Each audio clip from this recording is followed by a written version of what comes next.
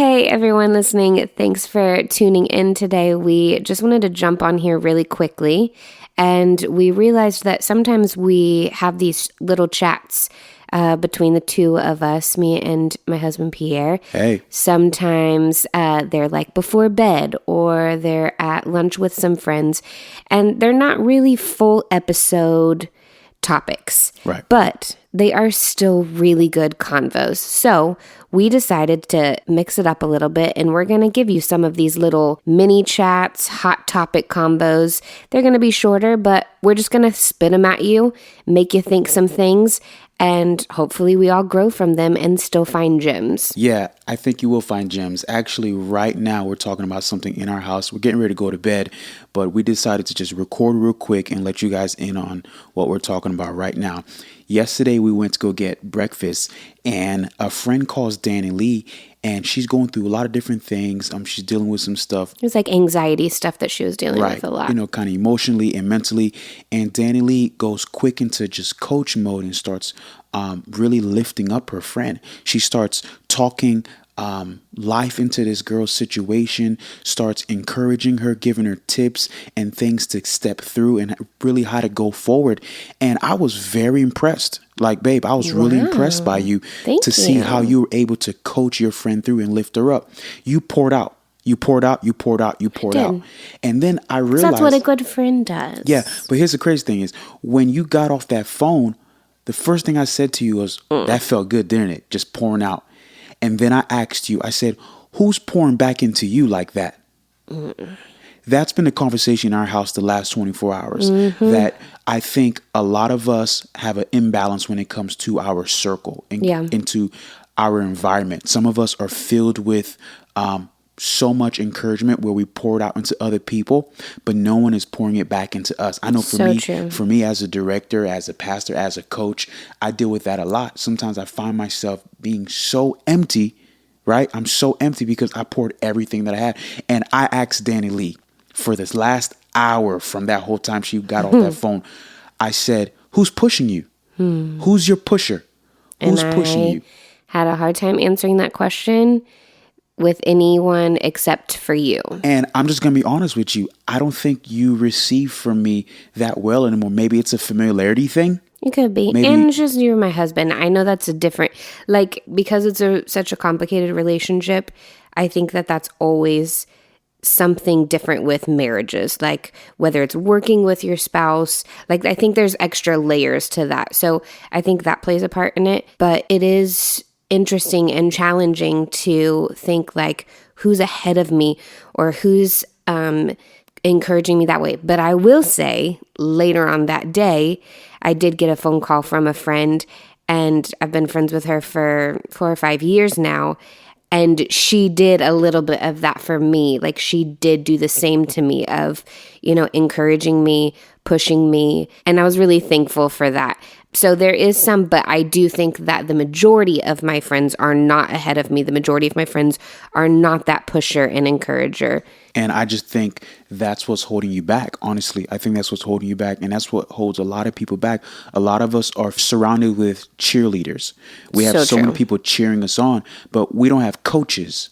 We don't have people pushing us. Like, for me. And everything, before you keep going, everything serves a purpose. Like, your cheerleaders are a purpose. Your coaches serve a purpose. Right. So it's not that the cheerleaders are bad, and it's not that the coaches are bad. It's that you want to have the balance between all of them. Exactly. And then even for you, you've gotten hurt in the past because I told you straight up to your face, like, babe, like, come on, you're just my cheerleader. You're my cheerleader, and I need so you. defensive And you of get that. you get so upset because you want to be my coach, or you want to be someone that's pushing me or someone that's challenging me. And we just had to face the fact, like, that's just not who you are to me. You're my cheerleader. You're on the sideline. Because you hard, bro. I know. And you know what? There are very few people that can push Pierre Aristo, guys. I know. But that's a problem for me. I know. It's something that you struggle with too. I struggle with that because I push myself so hard when it comes to my goals, my dreams, fitness, health, all those things. And you guys are watching me pushing myself. But I'm just going to be honest, man. There's sometimes I have some weak days. Right. I have some weak days, and I feel like I'll go a few days where I will not have one person that's pushing me, and I have to go through all my friends in my list and think, okay, who can I call right now that's going to pull me up, pull me out of this pit? I was reading something the other day, and it said that we should all do like this 33% rule, basically, when it comes to our friends and our circle, our environment. We need to split up our time with, the first group of people that you should spend your time with. Let's say it's people that's perhaps they're below you, or they're a few steps behind you. There's someone that you can pull up, that you can encourage. It makes you feel good about yourself because you feel like you're giving back and you're serving others and you're encouraging others, right? The second group of people are the people that are at your level. They're like your peers. They're the ones that you guys can trade off notes and thoughts. You guys can encourage each other, even be a little bit, let's say, competitive, right? You're kind of just competing to see who can get to it first, right? But it's kind of healthy, right? In a healthy way, right? Let's say, for example, fitness goals, right? Like you have someone that's alongside you. Right. That third category is the people that are above you, or they're ahead of you. They're the ones that encourage you, they push you, they pull you, they challenge you. They actually make you feel uncomfortable too, because you're not where they're at, and they're encouraging you. And I'm going to say, for me, I have a shortage of people in that category, and I struggle sometimes. And we just wanted to jump on here to just encourage someone, because this is our topic right now in the house, and we're struggling with this. Even that same moment after I called you out and said, babe, who's pushing you? Who's your pusher? And then we're sitting there having breakfast, and I'm getting ready to get these chocolate chip peanut butter pancakes. They really are amazing, guys. And Danilee loves them too. And this girl was not going to stop me. I just came from the gym. I had a really good time. The last few days have been amazing, fitness wise. And I said, man, I have no one to encourage me when it comes to fitness, right? Because everyone that's in my circles they're either at my level fitness wise or behind me. Right. And I'm like, okay, I know guys that are a lot much fitter than myself and more healthy. A lot much fitter, right? I know guys that are more fit than I am. There you go. And so I'm thinking, okay, I need to reach out to those guys and say, hey, I need you to hold me accountable, because it can't just be up to me. And I think someone's listening to this right now, and we wanted to just jump on here and just say, we're talking about this right now in our household. And we think that for us as the Aristills, there are a few things that we're not achieving right now in our life because we're missing certain people in our circle that can push us, pull us, that can call us and say, hey, did you do that thing this week yet? Hey, have you made that next step yet? And so that's kind of what we're talking about right now. Yeah, so we just wanted to make you guys think a little bit, evaluate your circle, look around, who's around you? Do you have the people you're pouring into? Because even though on our end, we feel like we're missing some people ahead of us, you still have to have the people that you're pouring into too.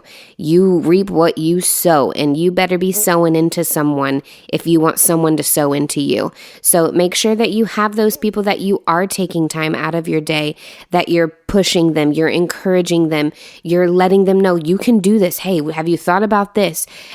Because that's just as important. This little convo was not to just say that people ahead of you and those mentors are important. It's all of them.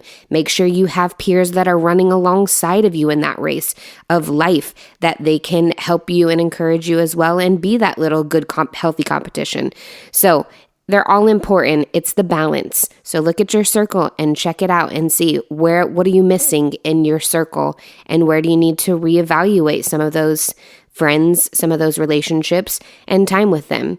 All right, guys, that's just what we had for you today. We wanted to open it up the conversation, let you know what we're talking about in our house, and we'll see y'all next time. You've been listening to Let's Dig, the podcast. If you've enjoyed today, be sure to subscribe, rate, and share this episode. Also, Pierre and Danilee would love to hear from you. Find them on all social media platforms at Let's Dig, the podcast. Thanks for digging with us. We'll see you next time.